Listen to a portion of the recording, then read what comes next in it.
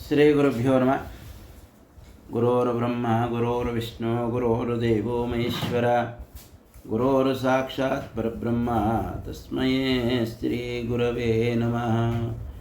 చైతన్యం శాశ్వతం శాంతం అంటే గురు యొక్క తత్వం. చైతన్యం శాశ్వతం శాంతం మాయాతీతం నిరంజనం నాదబిందో కళాతీతం సద్గురుం తస్మై శ్రీ గురవే నమః.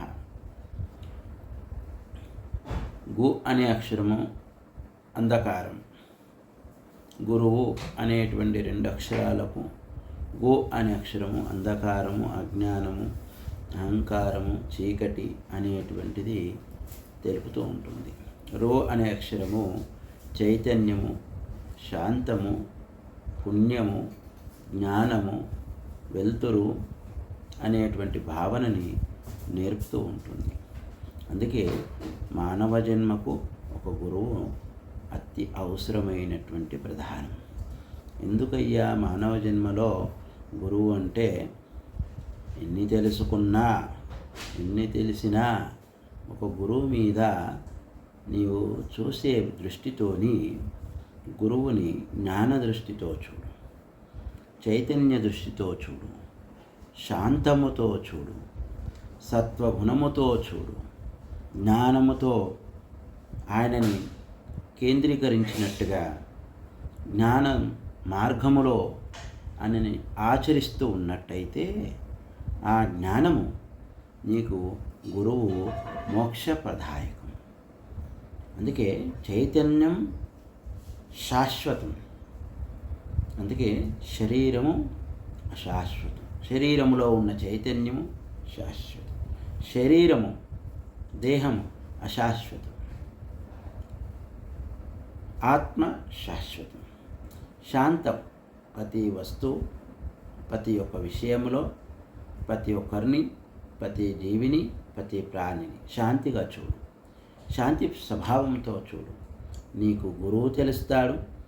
గురువు పట్ల ఉన్నటువంటి ఒక తత్వము నీకు అర్థమవుతుంది. గురువు అనగానే గు అనేది పాపప్రదాయకమైంది, రు అనేది పుణ్యప్రదాయకమైంది. ఈ రెండు పాపము నువ్వు చేయకుండా పుణ్యం వైపుకు, జ్ఞానం వైపుకు మార్గదర్శకుడివై నీవు కాస్త మోక్షము, ముక్తి మార్గము పొందడానికి. అందుకే ఈ యొక్క గురుతత్వం కూడా మాయలో ఉన్నవారికి, అజ్ఞానులకి, అంధకారులకి, అహంకారులకి తెలియదు. ఎందుకంటే గురు మహిమ, గురు యొక్క తత్వము జ్ఞానానికి చిహ్నం. కాబట్టి ఈ విశ్వస్వరూపానికి కూడా మూల పురుషుడు. ముందు తల్లిని, తండ్రిని, తర్వాత గురువుని మీరు మనసా వాచా కర్మలతో స్మరిస్తూ, వాళ్ళ సేవలు చేస్తూ, వాళ్ళ మాటకు బద్దులై మీరు నడవండి. అట్టి జ్ఞానం లభిస్తూ ఉంటుంది. అందుకే గురువు సత్వగుణ సంబంధం గల వారికి గురువు అర్థమవుతాడు. ఉన్నది ఉన్నట్టుగా అర్థమవుతాడు. ఉన్న శాశ్వతమైనటువంటి మాయా అనేది తొలగించి నిన్ను నిరంజనుడుగా చేస్తాడు. అందుకే కల్పి సమానంగా నీకు తత్వాన్ని కూడా బోధిస్తాడు.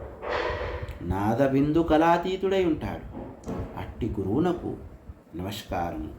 తస్మై శ్రీ గురవే నమః. నేను ఎప్పుడూ కూడా నా మనసులో గురువునే స్మరిస్తున్నాను. ఎప్పుడూ కూడా నా గురువు పట్ల విశ్వాసాన్ని పెంచుకుంటున్నాను.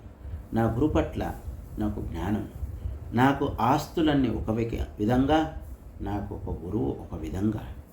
అందుకే నా గురు మార్గం ద్వారా నేను శుద్ధి, నా ఆత్మశుద్ధి, ధనశుద్ధి, నా యొక్క మనసు శుద్ధి అనేటువంటి స్థితి కలిగి ఉండాలి. దీనికో దృష్టాంతం. ఏంటంటే ఒక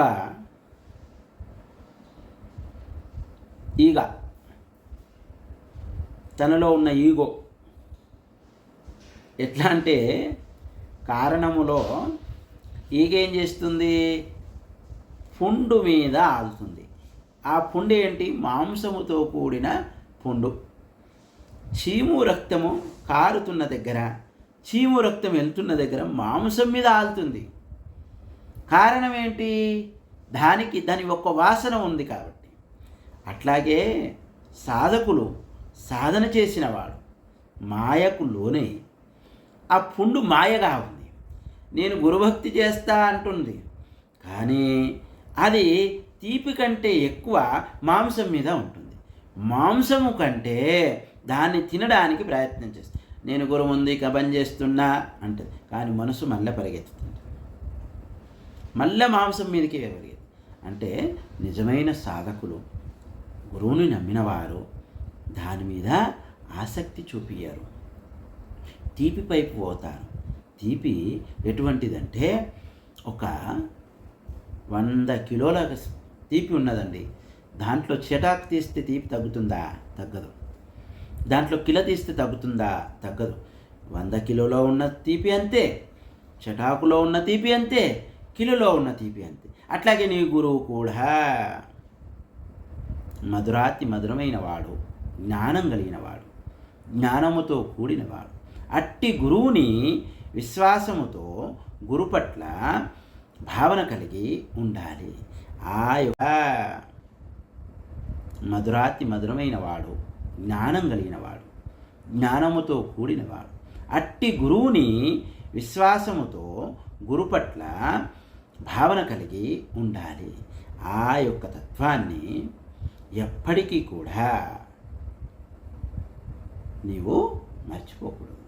దేహవాసన, వాసనతో వచ్చిన శరీరం, వాసనతో కూడిన శరీరం, దేహవాసనతో వచ్చిన జన్మ, దేహము అటువైపు పరిగెత్తుతుంది.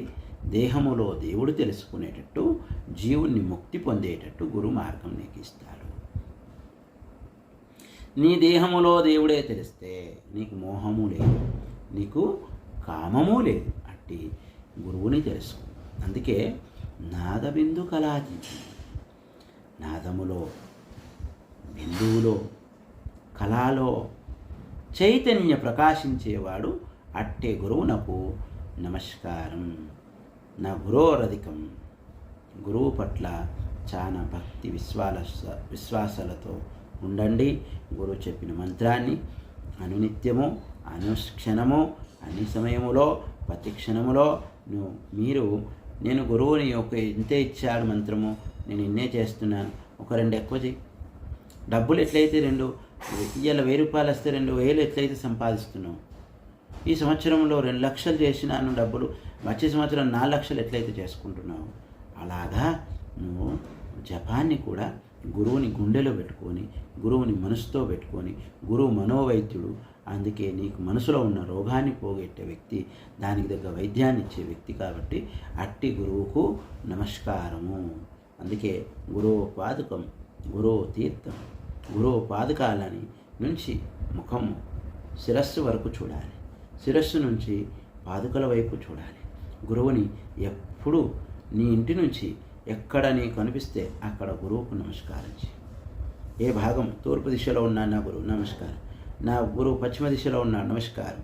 నా గురువు ఉత్తర దిశలో ఉన్నాడు, నమస్కారం. నా గురువు దక్షిణ దిశలో ఉన్నాడు, నమస్కారం. ఎక్కడి నుంచి అక్కడిని ఫోటోకి నమస్కరించిన కంటే ఇంకా మనస్ఫూర్తిగా కూడా గురువు ఏ దిశలో ఉంటే ఆ గురువుకు నమస్కరించడం ఉత్తమమైన మార్గమని చెప్తూ, మరి శ్రీ లింగేశ్వర గుట్ట ఆశ్రమం, మరి మల్లారం, ఈ యొక్క లింగేశ్వరుని యొక్క తత్వం, ఆ లింగేశ్వరుని యొక్క అనుగ్రహం కూడా ఉండాలని ఆశిస్తూ అందరికీ ఓం నమః శివాయ, ఓం నమః శివాయ.